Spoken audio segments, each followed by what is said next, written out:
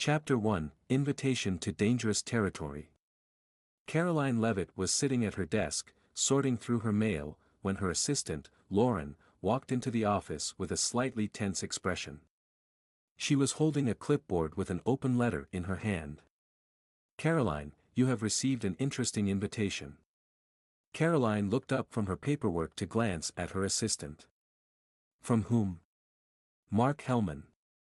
His show, American Voice, invites you to the studio. He wants to discuss your vision for the future of the Republican Party and, of course, Donald Trump." Karoline raised an eyebrow. She knew exactly who Mark Hellman was. He wasn't just a host, he was a shark of liberal journalism. His style was sharp statements, sarcastic jokes, and complete dominance over his interviewees.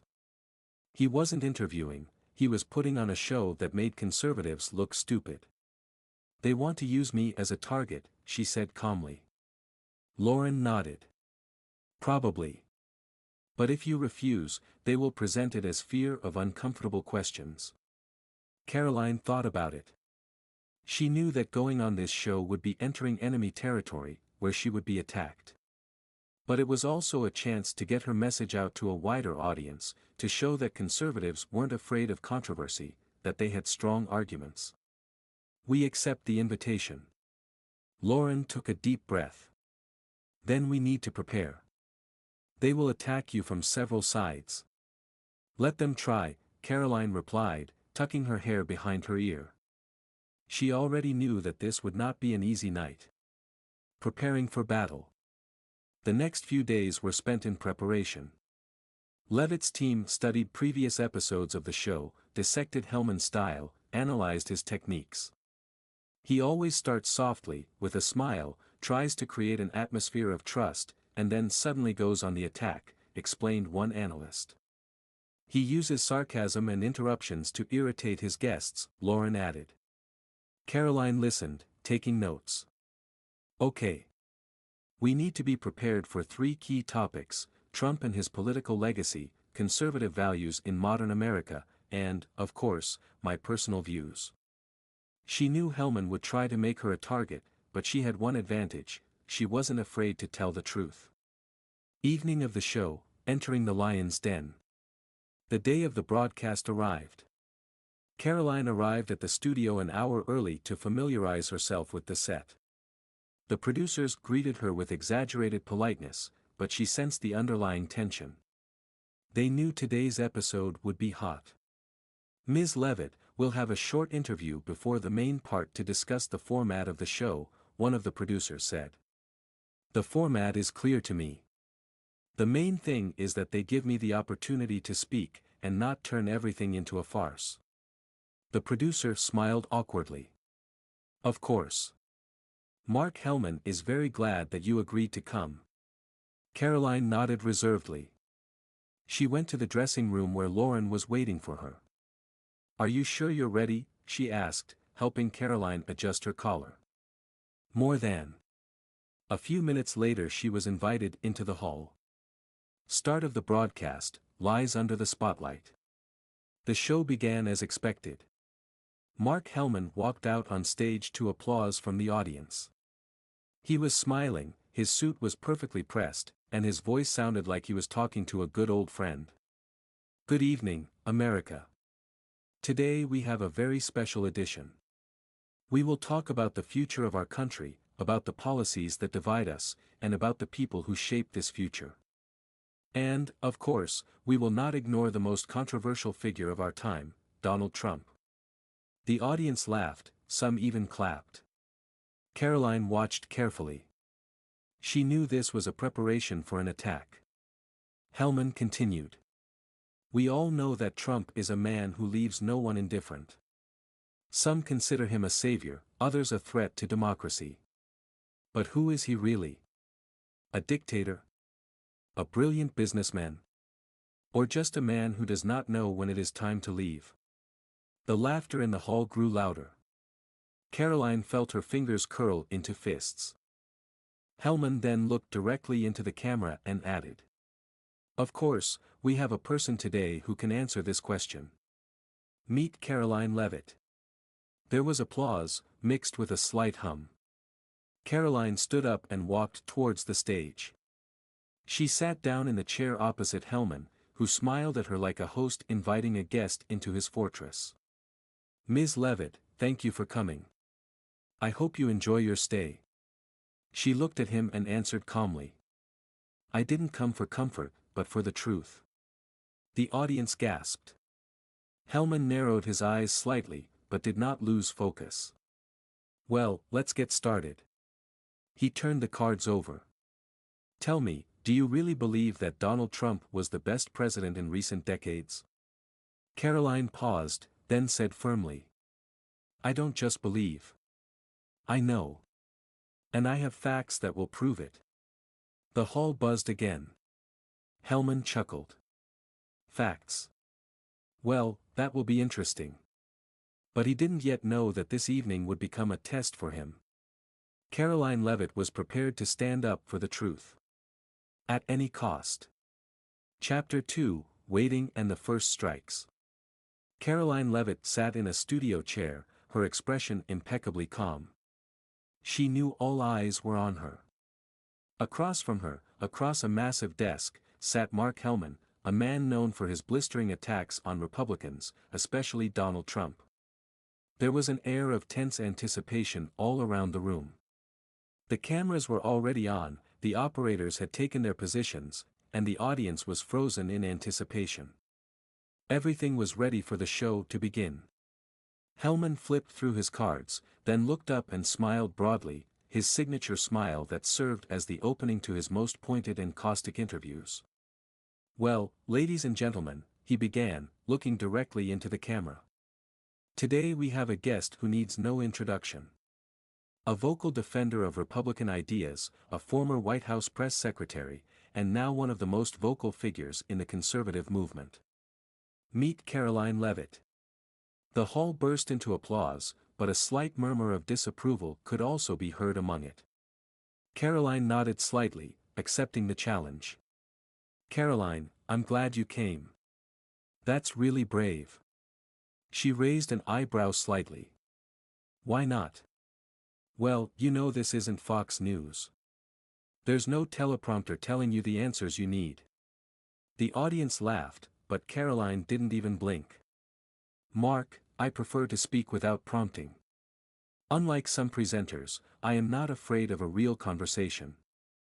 The hall buzzed. Some of the spectators even applauded. Hellman's smile faltered slightly, but he quickly regained control. "Great, then let's start with the main thing. Donald Trump. Do you really think this man deserves to return to the White House?" Karoline folded her hands in her lap and replied calmly. "Absolutely. Moreover, I am sure that America needs it." Hellman feigned surprise. "Really? And on what grounds?" "Based on the fact that he was one of the most successful presidents in recent decades." He chuckled. "Seriously? Seriously. Let's get to the facts, Mark. Trump's economic growth has been record-breaking, and unemployment among African Americans, Hispanics, and women has reached historic lows. He has passed tax reform that has allowed small businesses to thrive. His administration has strengthened borders and made the country energy independent." Hellman leaned back, grinning. "It all sounds great, but don't forget that it was under him that the country faced unprecedented chaos. There was unrest, political instability, a pandemic, and he himself." Karoline interrupted him. "Oh, so now we blame presidents for pandemics? Great, then maybe we should reconsider Biden's presidency.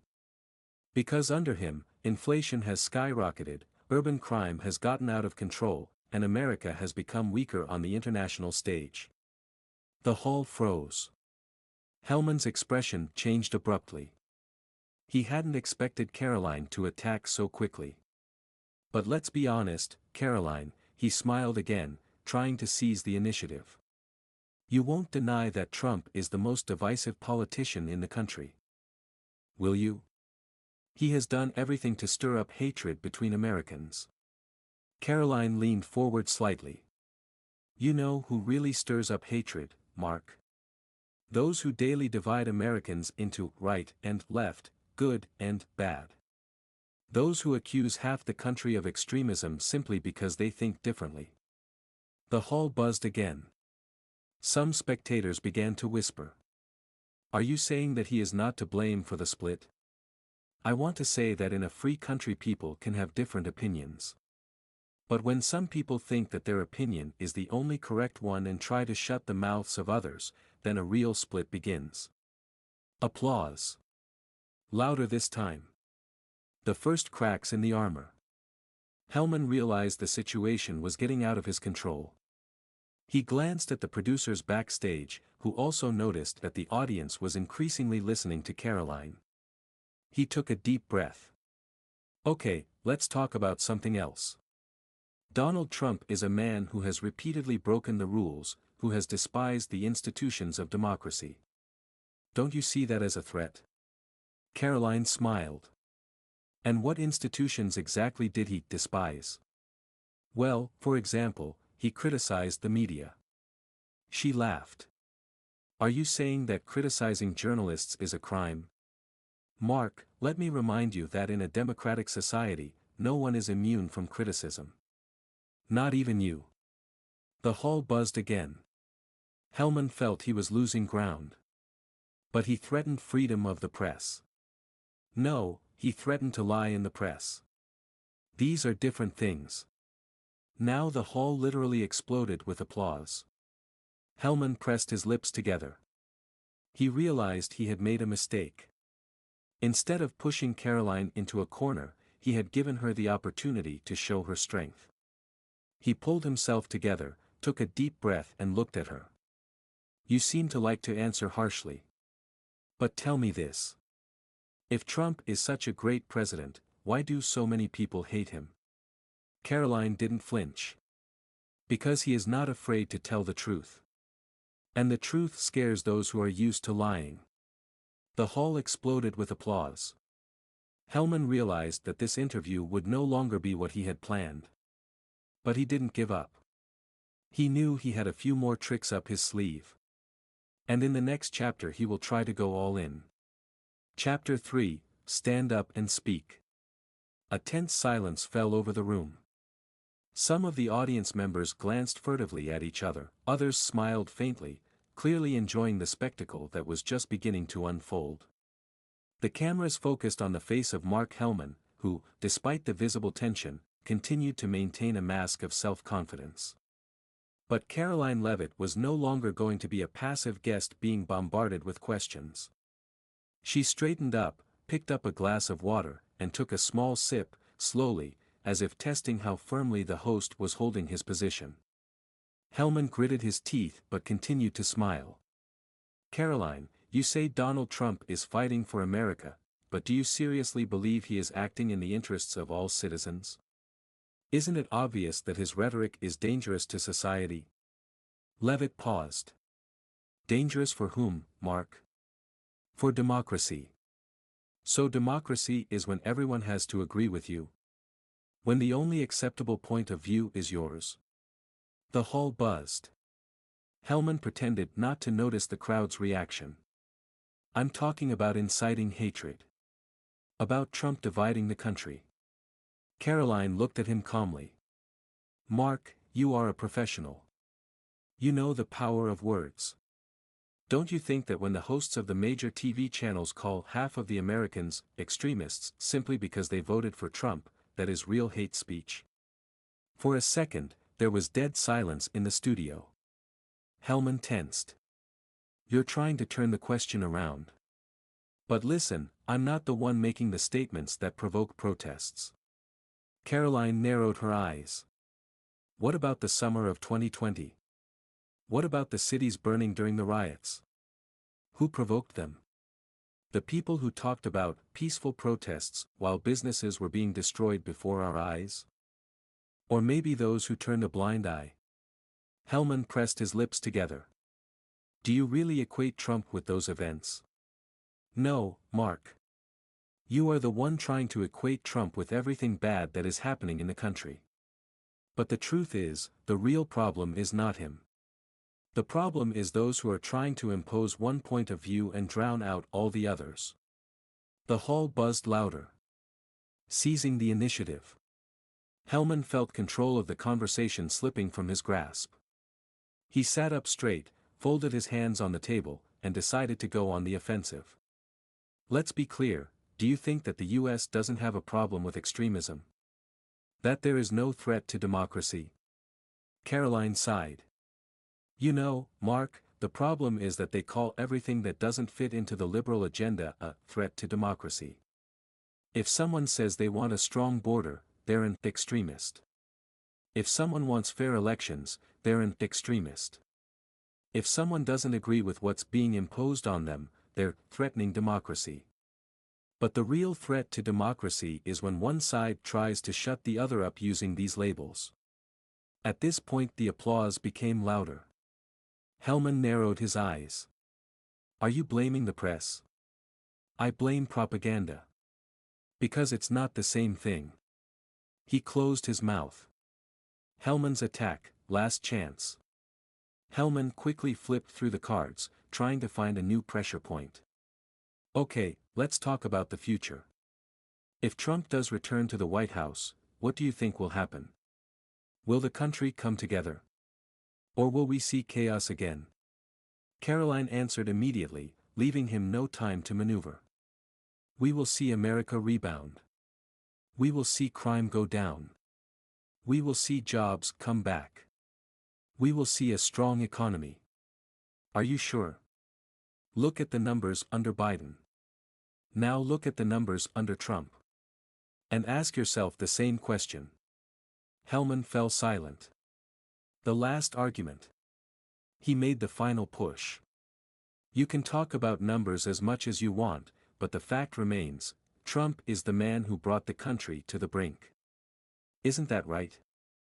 Karoline looked at him and slowly shook her head. No, Mark. The people who brought this country to the brink were the ones who put politics above common sense. The ones who made Americans feel ashamed of their history, their culture, their country. The ones who say that loving your country is bad. She paused. Trump is not a threat to America. The threat to America is those who want it to stop being America. The hall exploded with applause. Hellman remained silent. He lost this round. Chapter 4, Hard Debate, Battle of Arguments. The room was still buzzing with Karoline's final answer. The applause was louder than at the start of the show, and now even the most skeptical viewers were beginning to wonder. Mark Hellman, who was used to dominating his interviews, now felt like the situation was spinning out of his control. He glanced at the producers backstage, who were watching tensely, clearly aware that their host was facing unexpected resistance. Karoline remained calm, but there was a fire in her eyes. She knew the main blow was yet to come, and she was ready to meet it. Okay, Karoline, you know how to talk beautifully. But let's get back to the facts. He took the card from the table and held it up. Here I have the poll data. According to it, more than 60% of Americans believe that Donald Trump is dividing the country. Doesn't that mean that he is not a leader who can unite people? Karoline tilted her head slightly, as if studying him. Mark, who conducted this survey? What? I ask, who conducted the survey? CNN? The New York Times? Or maybe your TV channel? The audience laughed. Hellman winced. These are independent studies, Karoline. You won't deny that Trump is indeed controversial, will you? She smiled. Of course it does. Any leader who is out of step with the system is controversial. When Lincoln abolished slavery, half the country hated him. When Reagan broke the USSR, he was called reckless. And now they want to tell us that if a leader is controversial, it means he is bad. No, Mark. It means he is doing something that changes the country. Applause. Hellman frowned. But reforms are one thing, and chaos is another. Surely you won't deny that his rhetoric leads to conflicts. Karoline shrugged. Conflicts happen when one group of people believes that they have the right to decide for everyone else. Trump simply gave a voice to those who have long been silenced. Isn't freedom of speech the foundation of democracy? Or can you now express your opinion only if it coincides with your position? Hellman bit his lip. But freedom of speech does not mean that you can incite hatred. I agree. So it's worth asking, who uses hate speech the most? Politicians who call millions of Americans fascists just because they voted for the wrong party? Or people who just want to live in a country where they won't be punished for their opinions? The hall buzzed again. Hellman goes on the offensive. The presenter was clearly becoming irritated. He flipped through the cards, trying to find a topic that would throw Karoline off balance. Okay, since we are talking about democracy. Trump lost the election. He did not admit defeat and tried to convince people that the election was stolen. This is a direct undermining of democratic institutions. How can you justify this? Karoline sighed. Mark, when Democrats say the 2016 election was illegitimate and manipulated by Russia, is that defending democracy? And when Trump says the 2020 election was tainted, is that a threat to democracy? Isn't it weird that the same action gets different names depending on who's doing it? Hellman clearly didn't expect that answer. You are avoiding the question. Let's be frank, were the elections fair? Karoline looked at him straight. I'm not a judge, a detective, or a prosecutor. But I do know this, if Democrats really had nothing to hide, they wouldn't try to shut down investigations, suppress questions, or call people extremists just for wanting to understand the trial. The buzz in the hall grew louder. Hellman's final argument. Hellman realized he was losing control of the conversation. He needed to strike one final, decisive blow. Do you really believe that Trump can become president again? After everything that has happened? Karoline smiled. Absolutely. Why? She looked straight into the camera. Because America is tired of the chaos that was sold to it under the guise of unity. People want security, stability, and honesty. And they understand that those who today talk about how they are saving democracy are actually destroying it. Hellman tensed. Do you think the current administration is destroying democracy? I believe that when the government dictates to people what they should think, what they should say and how they should live, that is no longer democracy. The hall exploded with applause. End of round. Hellman tried to smile, but it was clear he was unhappy. Well, Ms. Leavitt, you know how to talk. Thank you for the discussion.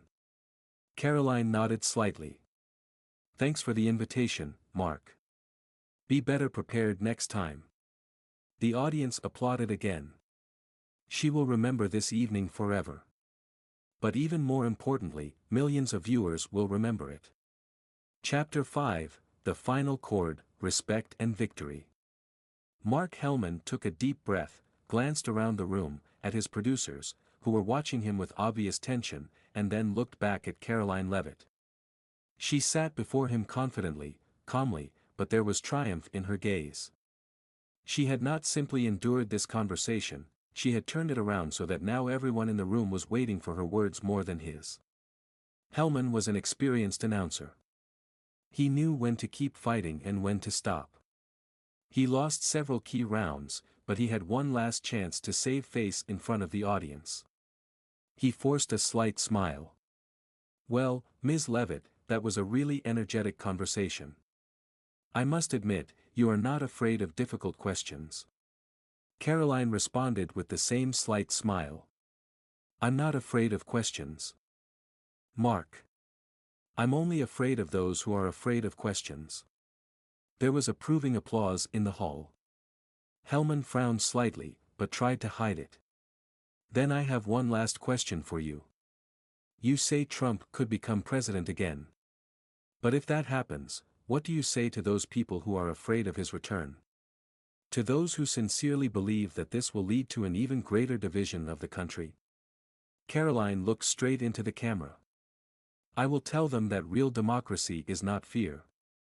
It is choice. The hall fell silent. She continued. All this time we have been told that the only correct position is the position of the liberal establishment.